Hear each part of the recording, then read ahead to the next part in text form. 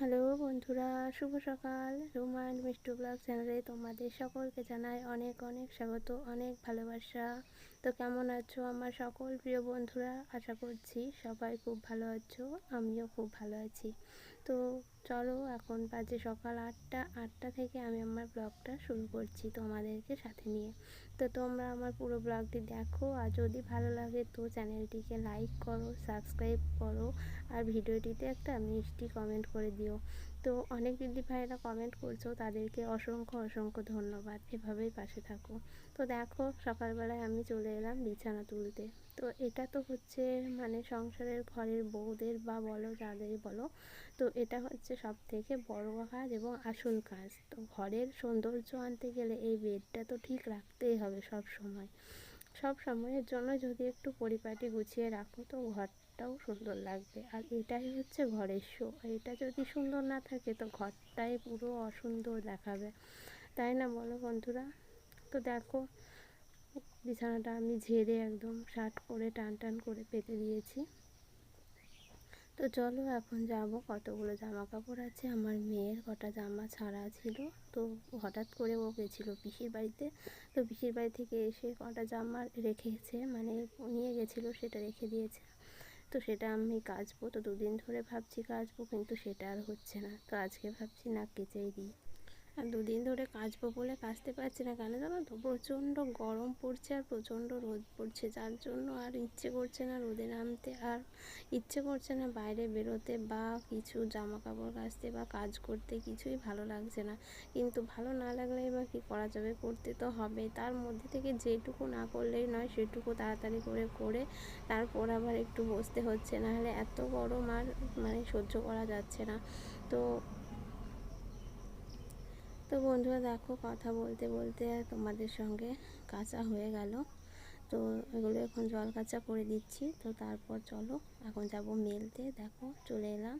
তো দেখো, আমি জামাগুলো মেলতে এসেছি আর আমার মেয়ে চলে এসেছে। তো ও মানে বলতে এসেছে যে কিছু একটা মানে খাবে, তো সেটা চাইতে এসেছে, মানে দোকানের খাবার। তো সেটা আমি দিচ্ছি না, তার জন্য দেখো জামাগুলো নেড়ে ওখানে রেখে দৌড়ে চলে গেল।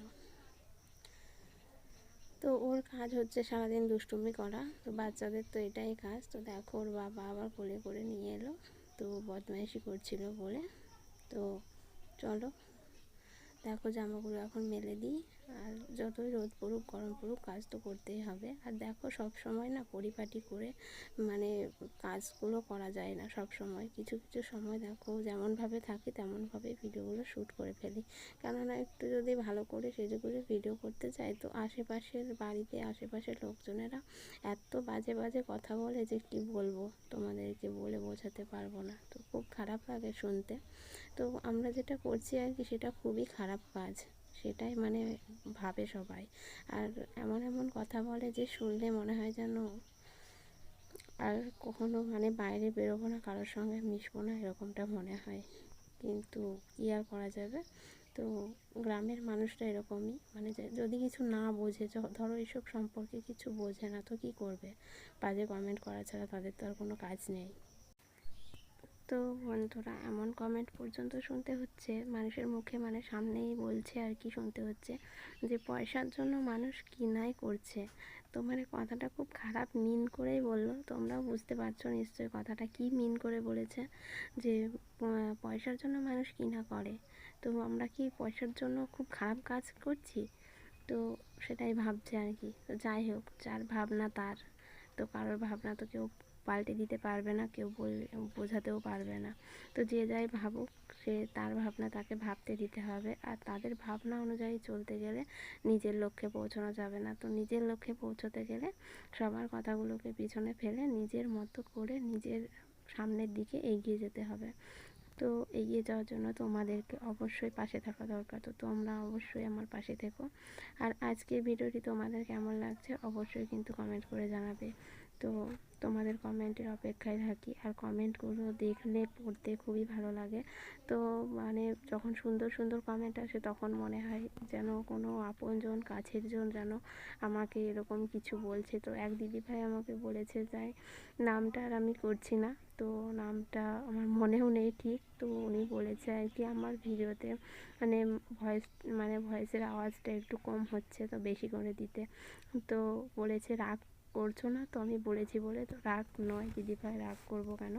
তো তোমার কথাটা শুনে আমি একটু মানে বুঝতে পারলাম যে এটা আমার ভুল আছে, তো এটা আমি ঠিক করার চেষ্টা করব আর কি। তো সামনে তো ভয়েস দেওয়ার সময় জোরেই দেওয়ার চেষ্টা করব। তো তোমাদের দেখে যেমনটা মনে হয়েছে তুমি সেটাই করেছো, তো এইটুকুই আমার কাছে অনেক। তো এই পাওয়াটুকুই আমার কাছে অনেক পাওয়া, যে তুমি আমার ভিডিওটা দেখেছো আর আমার পাশে থেকেছো। তো যাই হোক, অনেক ধন্যবাদ। তো বন্ধুরা মানে ভয়েস দিতে গিয়ে আমার এত অসুবিধা হয়, তোমাদেরকে কি বলবো, চারিদিকের এত আওয়াজ, এত কথার আওয়াজ, এত মানে রাস্তার উপরেই বাড়ি, তো রাস্তার যানবাহন যখন যায় তাদের আওয়াজ। তো ভিডিওর মধ্যে হয়তো হালকা একটু সব কিছুই শুনতে পাওয়া যাবে, তো ভালো করে শুনলে। তো কপিরাইট আসবে কি না জানি না, কিন্তু তবুও এই ভিডিওটা দিয়ে দিলাম। তো 3-4বারে ভয়েস দিয়েও আমি ঠিকঠাকভাবে ভয়েসটা দিতে পারলাম না, তো অনেক রকম শব্দ এখানে উঠে আসছে। তো কি করব, মানে দিনের বেলায় এরকমভাবে ভয়েস দিতে গেলে এরকমটাই হয়। তো এটাই আমার টাইম, এছাড়া অন্য সময় আমি টাইম পাই না, তো এই সময়টাকেই আমি কাজে লাগাই। তো যাই হোক বন্ধুরা, তো তোমাদের সঙ্গে কথা বলতে বলতে দেখো তরকারিটা প্রায় হয়ে এসেছে।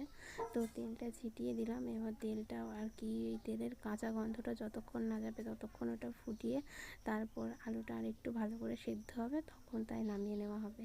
তো দেখো হয়ে গেছে তরকারিটা। তো একটু মানে রস রস করে রাখা হলো, মানে মুড়ি দিয়ে খাওয়া হবে এই জন্য। তো আমার পুজোটা শাশুড়ি মা করছে, ওই জন্য শাশুড়ি মায়ের পালুনি, তো সেই জন্য উনি আর কি ভাত খাবে না আজকে। তো এই দেখো চলে এসেছে, তারপর দেখো ব্রাহ্মণ পুজো করতে। তো দেখো পুজোয় বসে পড়েছে, পুজোয় বসে মানে পুজোর জোগাড় করা হচ্ছে, তো সব কিছু গুছিয়ে দেওয়া হচ্ছে। তো ধূপকাঠি ফুল তো সব কিছু ঘন্টে মানে রেডি করে দেওয়া হচ্ছে। আর প্রচণ্ড রোদ, বসে